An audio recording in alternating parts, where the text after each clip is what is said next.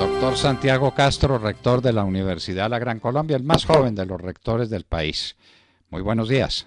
Muy buenos días, doctor Fernando. Un saludo para usted, a todos mis amigos de la mesa de trabajo y a todos los oyentes de la Hora de la Verdad. Bueno, interesadísimos en este tema de liderazgo político. Es que para hacer política y para tener condiciones de líder no se necesita simplemente las ganas o la teoría, ¿no? Los grandes liderazgos se tienen que construir, pero sobre la base de unas condiciones esenciales, de una visión, de una concepción del mundo particular que tiene el líder político. ¿Cómo es eso que usted va a desarrollar un programa de liderazgo político este fin de mes? Pues, doctor Fernando, le cuento que esta idea surgió de cuando obtuvimos el registro calificado del nuevo programa de pregrado en Gobierno y Relaciones Internacionales, tanto para Bogotá como para Armenia, que empieza en enero del próximo año. Ya están las inscripciones abiertas, y con Daniel Reisbeck, a quien ustedes también tuvieron ocasión de entrevistar en días pasados, hemos estado compartiendo una preocupación. Y nos quedó gustando, le cuento. Bueno, me alegra mucho. Teníamos una preocupación, y es, hombre, hay gente muy buena, es decir, muy bien preparada, que tiene ideas claras. A veces falta aterrizar un poco más esas ideas en temas puntuales, como usted siempre nos ha enseñado a todos, citando a Ortega y Gasset. Hay que ir a las cosas, a los temas puntuales, promoviendo políticas que realmente, digamos, tengan un impacto en lo que nosotros queremos. Y identificamos con Daniel y con todo el equipo 3 asuntos. Primero, libertad económica. Hay que entenderla, hay que saberla exponer. Con Daniel Reisbeck siempre hemos dicho que muchos se llenan la boca hablando de neoliberalismo, pero nadie entiende lo más básico de la economía, los fundamentos del libre mercado, etcétera. Entonces fue un primer tema, libertad económica. Por eso hicimos el lanzamiento del índice de libertad económica del Cato con el Fraser Institute, y trajimos a Americans for Tax Reform hace unas semanas para que expusieran también el índice internacional de derechos de propiedad. Entonces fue un primer tema. Después estábamos conversando con Daniel de digamos, las amplias oportunidades de empleo que se generan con las nuevas tecnologías, la economía colaborativa, etcétera, y la sobreregulación que había en la materia. Entonces dijimos, ahí hay una segunda línea, que son nuevas tecnologías. Y 3, derechos de propiedad, porque es que cualquier sociedad donde no haya una política clara con relación a promover y defender los derechos de propiedad, pues aquí sencillamente no hay nada. Y en esas conversaciones organizamos un viaje a la ciudad de Washington.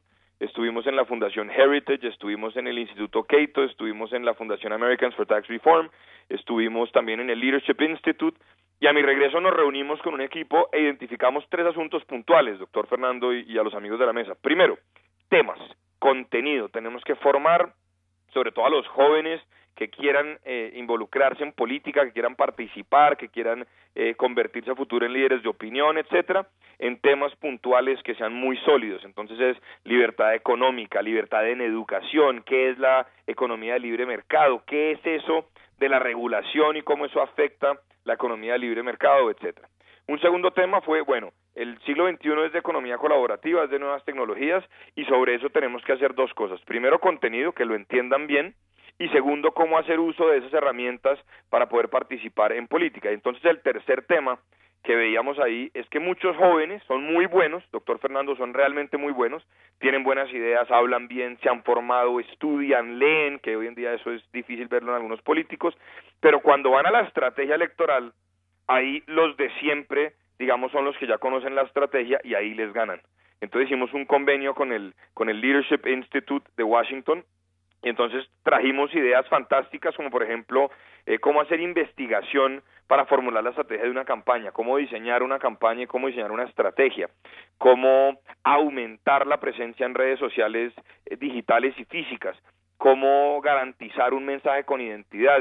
Montamos una sesión que se llama el toolkit, digamos, la caja de herramientas del mensaje, y hicimos todo una estrategia para ayudarle a estos jóvenes que quieran participar en política a poder organizar sus campañas, no solamente para llegar al poder en elecciones, sino también para poder ser líderes de opinión, para poder poner temas sobre la mesa. Entonces, ¿qué organizamos? Organizamos un programa de liderazgo, empieza el lunes 26 de noviembre y termina el viernes 30 de noviembre. El programa es en el 80% de las sesiones en inglés, porque vienen invitados internacionales del más alto nivel de los Estados Unidos. Por ejemplo, viene el profesor James Roberts, que trabajó 25 años en el Departamento de Estado para hablarnos de libertad económica internacional. Viene Greg Keller del Leadership Institute de Washington, que ha trabajado siempre en la Unión Conservadora Americana. Viene Autumn Campbell, una gran amiga que es coordinadora del Programa Internacional del Instituto de Liderazgo de Washington. Entonces, por las mañanas son contenido, libertad económica, regulación, comercio internacional, etcétera. Y por las tardes, doctor Fernando, son talleres prácticos sobre cómo adelantar una campaña política, diseño de estrategia, recaudación de fondos, presencia en redes sociales, cómo construir un mensaje, etcétera. ¿Y qué hicimos? Dijimos, bueno, este programa vamos a darle beca del 100% a todos los que quieran participar. El requisito que ha limitado de alguna manera la inscripción de algunos, y eso habla muy mal de cómo están las cosas en el país, es tener un nivel B2 de inglés para no tener que hacer traducción simultánea, que usted sabe que pues eso no funciona bien. Es muy difícil traducir algunos términos puntuales en ese sentido. Tienen que ser jóvenes de 18 a 35 años. Nos escriben un texto de 500 palabras ahí en el formulario de inscripción para nosotros identificar que en efecto haya una cercanía con las ideas de libertad económica, nuevas tecnologías y derechos de propiedad. Una semana de 9 de la mañana a 6 de la tarde aquí en la Universidad de la Gran Colombia. Beca gratis. Lo único es que aquel que no participe en el 90% de las sesiones pues tiene que pagar el valor del curso, que serían $500, doctor Fernando. Pero es un programa, ahí los invito a que lo revisen, www.ugc.edu.co, ingresan a Bogotá y la segunda noticia es el programa de liderazgo. Ahí están todos los temas que vamos a abordar, está ya la agenda completa ya acordada y bueno, ahí está el formulario de inscripción, doctor Fernando. Ojalá muchos quieran participar para que también podamos abordar allí un trabajo en red a futuro. Bueno, doctor Santiago Castro, yo tengo que decirle algo, y es que usted está dando por supuesto una cosa fundamental, y es que haya una base de orden público capaz de soportar un programa de desarrollo económico, capaz de soportar un liderazgo político que se enderece a los temas esenciales de los que nos debiéramos estar ocupando. Porque uno partiría de esa base, sí señor, tengo un orden público, unas condiciones de orden público suficientes, si me desplazo de un sitio a otro no me van a matar, puedo salir a la calle, puedo vivir tranquilo, no me están poniendo bombas en los oleoductos. Hay un tema fundamental, un tema básico. Los juristas hablamos de un valor fundante que se llama la seguridad. ¿No es eso esencial en todo liderazgo? Estamos celebrando los 100 años del fin de la Primera Guerra Mundial, y entonces aparece que el general Foch, al mando de las tropas francesas, es el gran héroe de la Primera Guerra Mundial. Para mí fue Clemenceau, que fue el líder político que consiguió el resultado final, el tigre Clemenceau. ¿No hay en esto un supuesto básico y esencial de todo liderazgo político, que es un orden dentro del cual se pueda vivir y se pueda desarrollar una economía? Doctor Fernando, de hecho la primera sesión que vamos a tener, que es sobre los fundamentos de la democracia, es bien interesante. ¿Por qué? Porque es que aquí se nos está olvidando que si no hay un orden constitucional y que sea claro y que sea evidente y que todos conozcan y que las autoridades hagan respetar, pues sencillamente flaco favor le hacemos hablando a los demás hablando sobre libertad de mercado, desarrollo económico, comercio internacional, porque es así de sencillo. En un estado como el nuestro, donde es difícil que las leyes se cumplan, donde usted puede ver cómo un indígena, pero podría ser cualquier ciudadano, le acerca un machete al cuello a un soldado y el soldado no puede hacer absolutamente nada para defenderse, donde vemos cómo aquí las vías de hecho son el primer paso para exigir, donde algunos, por ejemplo, y aquí permítame una opinión personal que me tiene muy molesto en estos últimos días, como algunos pretenden ganar en las calles lo que perdieron en las urnas. Pues cuando no hay orden no hay nada, y por eso nuestra primera sesión hace un llamado a las nuevas generaciones, donde vamos a hablar de democracia, libertad y la nueva generación. La libertad no es hacer lo que uno quiera, la libertad negativa en términos de Saía Berlín ya está superada, digamos. Aquí necesitamos es orden, un orden constitucional claro, que la Constitución no sea tan flexible como es esta, que yo francamente admiro a los profesores de Derecho Constitucional. Usted tiene uno ahí en su mesa de trabajo que es el profesor Demar Córdoba, y yo creo que les toca estudiar más, porque es que esta Constitución la cambian cuando les venga en gana. Entonces yo creo que esa idea de hacer una reflexión con los participantes en la primera sesión sobre qué es la seguridad, sobre qué es el orden, sobre qué es la administración de justicia, sobre qué es la soberanía. Es que, doctor Fernando, aquí estamos hablando de un Estado social de derecho, y eso está bien, y está en la Constitución, y todo lo que usted quiera, un Estado que interviene decididamente para fortalecer el vínculo social, todo lo que usted quiera. Pero si nosotros no volvemos a las cosas fundamentales de una democracia, no estamos en nada. ¿Qué son esencialmente qué? Orden público, seguridad en las fronteras y un sistema eficiente de administración de justicia.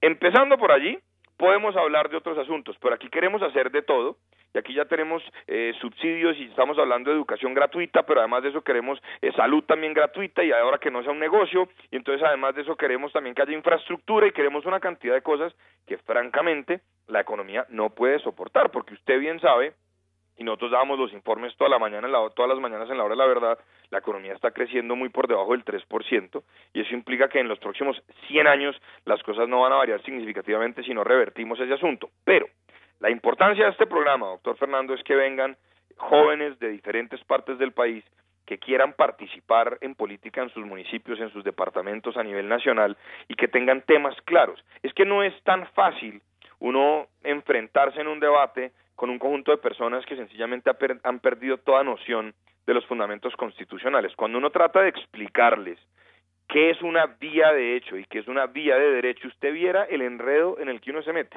Cuando uno trata de decir que las manifestaciones sí son legítimas y son válidas en una democracia, pero que no lo son cuando implican violencia, bloqueos y respeto a los derechos de los demás, que pueden ser mayoría, que no están de acuerdo con la movilización, cuando uno trata de decir que la democracia tiene una regla de oro, que es la regla de oro de la mayoría, y que si bien no se pueden ni respetar los derechos de la minoría no puede sobreponerse a la mayoría. Trate usted de explicar eso en estos foros, doctor Fernando, y es muy difícil porque no hay un fundamento claro. Por eso este programa lo que busca es eso, dejar unas píldoras esenciales sobre contenidos claves para todos aquellos y aquellas que quieran participar en política, y que podamos defender esas tesis que usted bien ha referenciado hoy.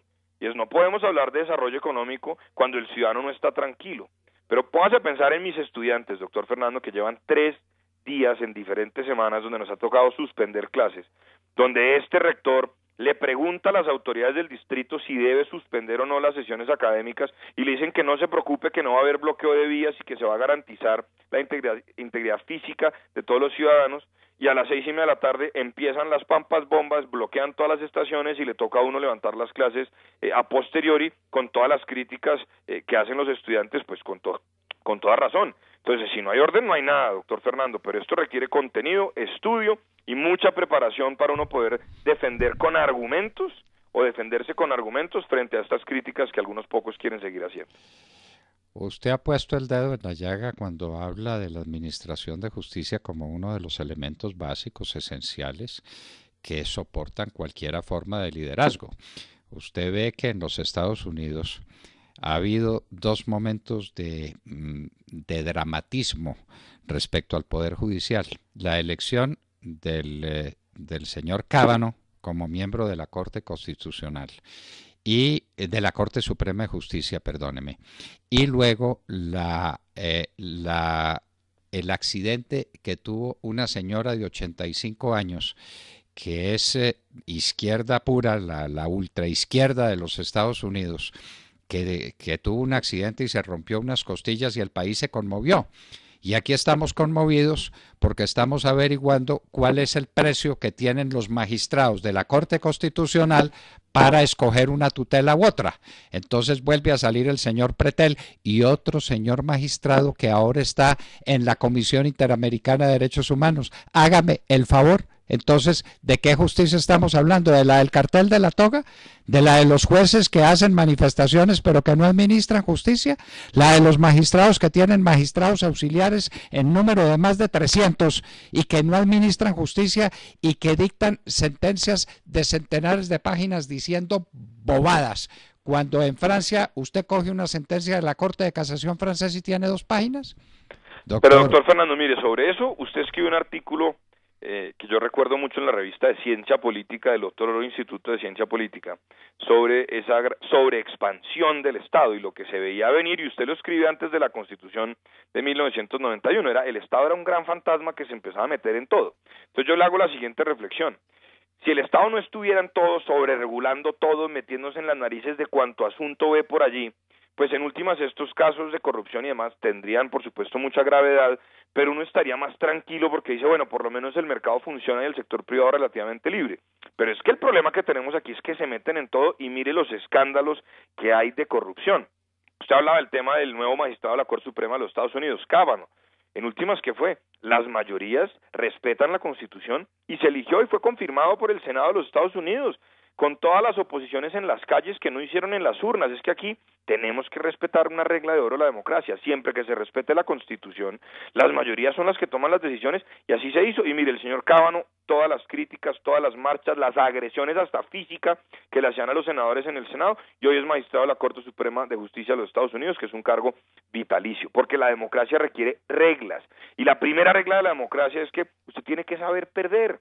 Y la persona que ganó con el respaldo de las mayorías tiene que poder gobernar, tiene que poder ejercer sus cargos. Así tiene que ser. Ahora bien, y esto sí es un asunto fundamental, no podemos nosotros hablar de libertad económica en una economía sobreregulada como esta, doctor Fernando. Recientemente, Daniel Reisbeck, en la entrevista que les ofreció a ustedes en La Hora de la Verdad, hacía un llamado de atención que es el sentido común, y es, en Colombia, el sentido común no puede seguir siendo el menos común de los sentidos. Por ejemplo, a los señores de Uber ya les están cobrando un IVA del 19%, pero le siguen movilizando los vehículos. Entonces, ¿qué tranquilidad genera eso, doctor Fernando? Ninguna tranquilidad. Y perdóneme, uno tener que leer en los titulares de prensa cómo el informe de la Contraloría dice que se pierden 20 billones al año en corrupción. Como ayer me dio por hacer zapping en los canales y encuentro las grabaciones de Néstor Humberto Martínez con el fallecido ingeniero Pisano. Esas son cosas que a uno como ciudadano lo absorben, lo preocupan, uno no sabe qué hacer, porque uno siempre está sobreregulado por ese Estado que está en un mar de corrupción que no hemos podido limpiar, doctor Fernando. Entonces vuelvo y digo, si uno viera que el Estado deja al sector privado funcionar relativamente bien, que el Estado regula asuntos puntuales, pero no ese mar de cosas que trata de regular ahora, donde le tienen que autorizar a usted hasta cómo llamarse, que a dónde ir, es una cosa absurdo. En términos de educación le digo que la sobreregulación es impresionante. Y uno lee estos casos de corrupción, pues peor. Si tuviéramos un Estado un poco más reducido, las cosas podrían ser distintas, y a eso también apunta este programa, doctor Fernando, hacer una reflexión real sobre el papel del Estado, porque no hay una sociedad más libre que aquella que desarrolla su libertad en sí misma, y no que tiene que estar pendiente de lo que diga o no diga el Estado. ¿Cómo pueden ser ciudadanos libres en un Estado de Derecho, doctor Fernando? Cuando pase lo que pase, quieran lo que quieran, tienen que estar pendientes de lo que el Estado les diga. Es que, perdóneme, ese es el principio del totalitarismo. Figúrese usted que en la China de Mao, recuerde usted esa película, El último emperador de la China, donde el último emperador, cuando quiso estudiar ya al final de haber pagado su condena y todas estas cosas, quería ser médico y le dicen, no, usted tiene que ser jardinero porque ya hay suficientes médicos. Y aquí resulta que el Estado está diciendo lo mismo, está diciendo, bueno, usted quiere esto, entonces puede acceder a crédito, pero para estos programas, y no para esto, sino para una cosa. Hombre, dejen que la ciudadanía elija con tranquilidad, hagamos una reducción de impuestos real para que las familias puedan costear su libertad y puedan decidir qué hacer con sus recursos, doctor Fernando. Perdóneme que me haya expandido. Pues no le perdono. Queda con una penitencia, y es que prométame un gran reportaje para finales de este año. Con mucho gusto y será un honor, doctor Fernando, cuente con eso. Usted sabe que aquí trabajamos con cierta amplitud, pero necesitamos que en un gran reportaje usted le cuente a la nación esto. El intervencionismo de Estado. Estaba releyendo hace poco, una colaboradora nuestra me regaló un librito que aprecio sobre todos, que se llama El intervencionismo de Estado, de Ludwig von Mises, escrito en 1922. Hágame el favor. Y parece escrito para Colombia hoy, y han pasado 100 años. Aquí vivimos con 100 años de retraso. Estamos con 100 años de retraso. Oiga, doctor Fernando, ¿usted me permite recomendarles unos libros a nuestros oyentes? Los que quieras, claro. Mire, me regalaron un libro de cumpleaños de Henry Hazlitt, que se llama La economía en una lección. Fantástico. Un segundo que también me regalaron, sobre liberalismo y capitalismo, de Ludwig von Mises, que usted acaba de anotar. Y por supuesto, Los fundamentos de la libertad, de Hayek.